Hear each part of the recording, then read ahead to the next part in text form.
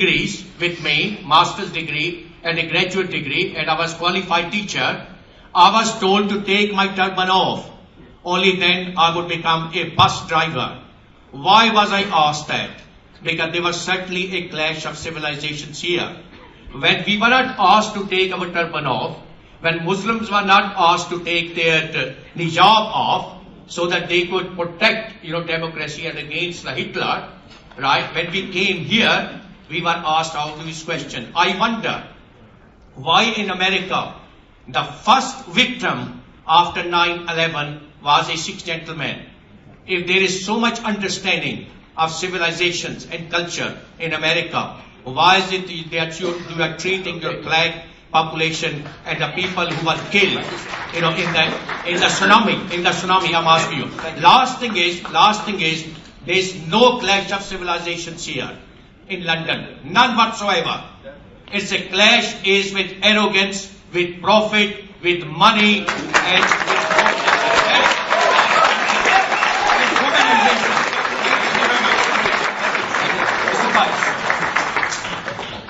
in the immediate aftermath of 9/11, there were a handful of acts of violence. Unfortunately, very few in number, but tragically, there were some. And indeed, one ignorant, I think 2 young men, thought that I believe it was a Sikh owner of a gas station, was in fact a Muslim, and they were taking their own form of revenge. All of this is tragic. All of this is reprehensible. There's no justification of anything except to say that, fortunately, such acts were extremely rare in the United States post 9/11. Okay, thank you very much. Gentleman at the front here. And I'll come to the lady wherever you are. Yes. Thank you, Chair. My name is Jawad Mallav, Chairman of Western Kurdistan Association in West London. The statement is to avoid the clashes of civilization should go to the root of it, the root of the problems. The root of the problems started from the treaties being signed in the beginning of last century, unfair imperialism treaties signed by the Allies after the First War. And these treaties, they ignore the right of many nations to live in peace and have their own state. I sent many letters to Margaret Thatcher, John Major, Tony Blair. Why the Kurds, they have no state? Why they ignore the rights of the Kurds? We are 40 million people. Since the last century, we are without state.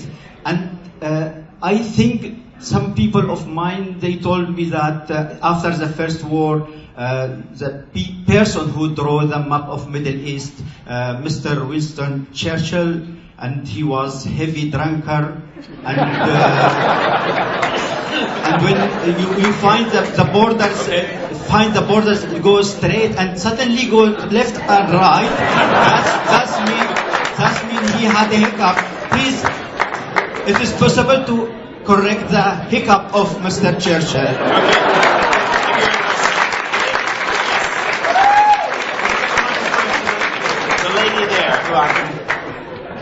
Perhaps you can stand up, madam, so you can find you. There you are. Yes, please. The lady there, standing up.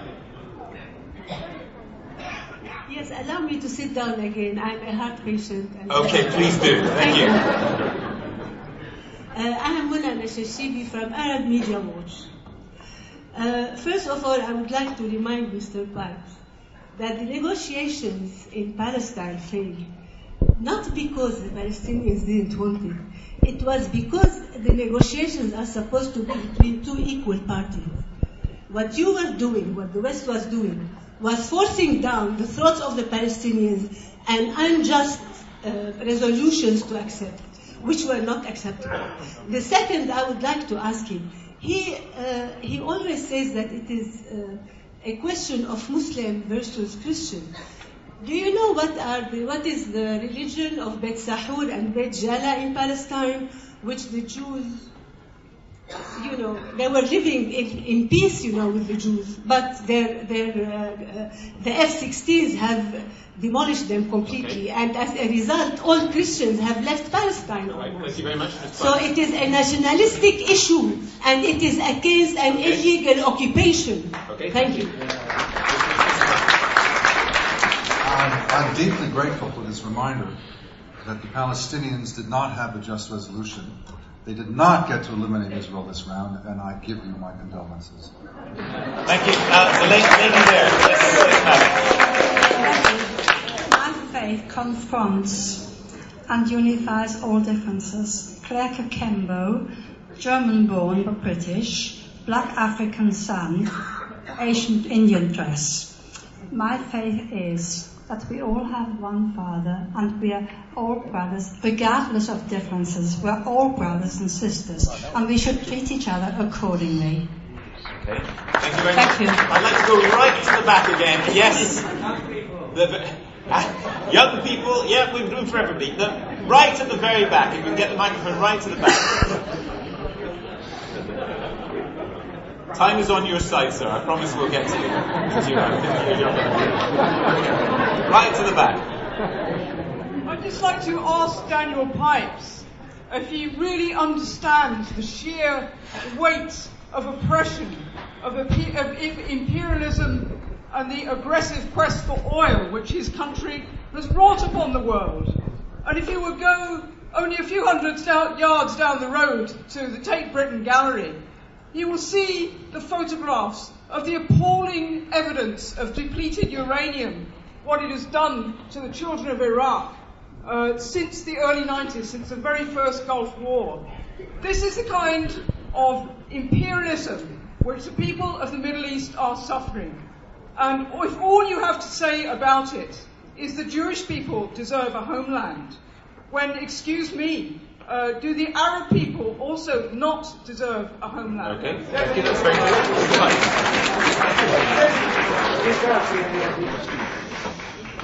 The notion that the United States led the coalition forces to Iraq to get cheap oil is patently absurd. No, it's not. Well, once you stop laughing, put on your accounting hat. Think how easy it would have been to get oil from Saddam Hussein. It was relatively cheap. Not only has the price of oil gone up as a result of the turmoil in the region, but we American taxpayers have paid heavily for sending troops. So were it a matter of getting cheap oil, the thing we would have done would have simply been to leave Saddam Hussein in place. Our forces went to Iraq despite the fact that it would be economically counterproductive. So your argument makes no sense. The expeditionary force to Iraq was undertaken for reasons other than economics. You can dispute that, but it was not economics. Okay, gentleman here, and then I will come to the young gentleman who's been very, very patient. So, in a moment. Yes. I'm Paul Mackney. I'm the General Secretary of the University College Union, or Joint General Secretary, organising a lobby against the cutting in provision for English for speakers of other languages. And that's on the 28th of February. My question to the panel, and I'm trying to bring it back to London and how we can have a good world here, is does it help the cause of civilization for the government to cut the provision of English for migrant workers, refugees and asylum seekers? That's simple. It doesn't. Right, that was a very simple one indeed. Now, the young gentleman there. Yep. You were standing up. No, he's much younger than everybody else, apparently.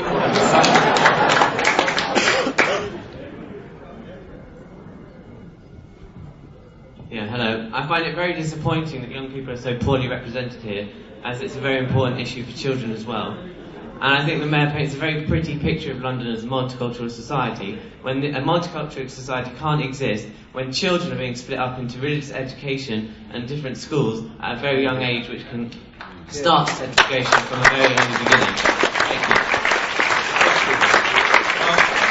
I, as in so many ways, don't agree with my government on this. I think, apart from just not having separate faith schools, which I think have been a large part of continuing the problems that we saw in Northern Ireland and here.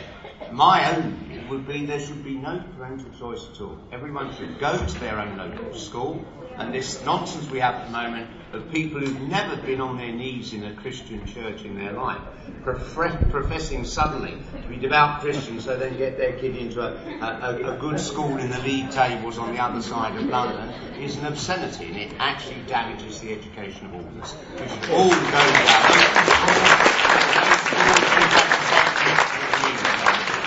Lady there, yes ma'am. Thank you so much. My name is Dame Betty Asafoje from Brent. I cater for the elderly and disabled. My question is so simple. Who does the world that we live in now belongs to?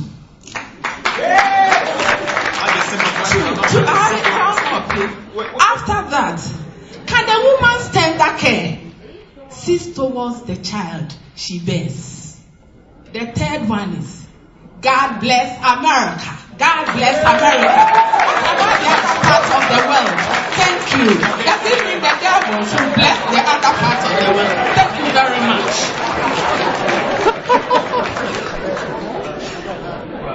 I agree, God bless America. But I would also add who does the world belong to? Well, everyone, evidently. But, I mean, you cannot live in a peaceful society, and we cannot pretend away a problem when it is on our doorstep. We cannot pretend we live in a city without problems. Are our minds so short? Are our memories so brief? We don't remember what happened on 7th of July. Are they so brief that people don't even remember the photographs from only a couple of days ago of a young man, all in this country, turning his bomb toward a mother with her child? Now, does anyone honestly want to keep up this pretense so there isn't a problem? Or that if we just pretend it away, it'll go away? It won't. Everyone belongs in this world. Everyone belongs in this city. But the people who we must get out and get rid of are the extremists who would kill us and stop us from having that dream.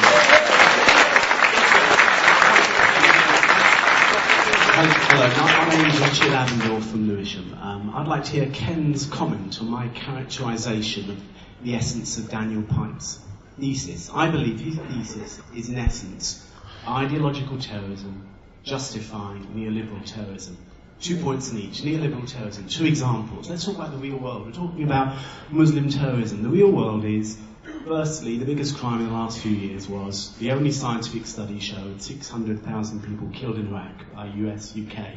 That is the real terrorism going on. The biggest scale of terrorism in the world, this is the real world once again, neoliberal terrorism, is millions are dying every day due to preventable diseases, sanitation, etc.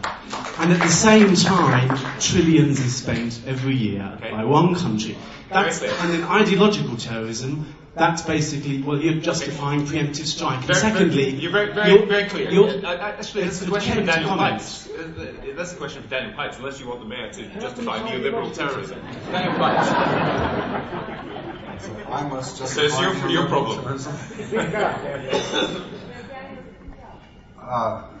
The burden is on me to justify neoliberal terrorism. Is that it?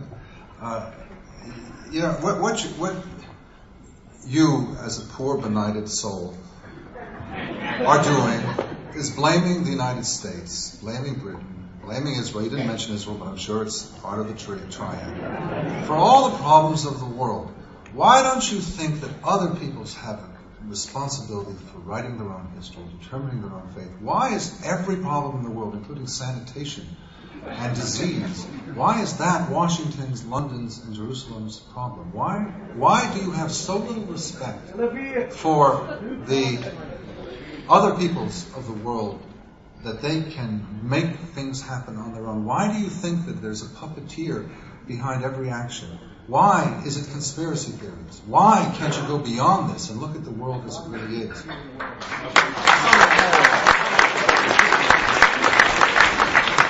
I tell you what, the IMF and the World Bank is not a conspiracy theory, it's a reality. And what's really happening is that people, the question was, one of the questions came up, who does this world belong to? And I say, everybody.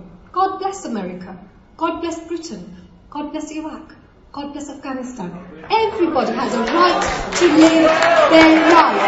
And what? Can I speak, please? No. God bless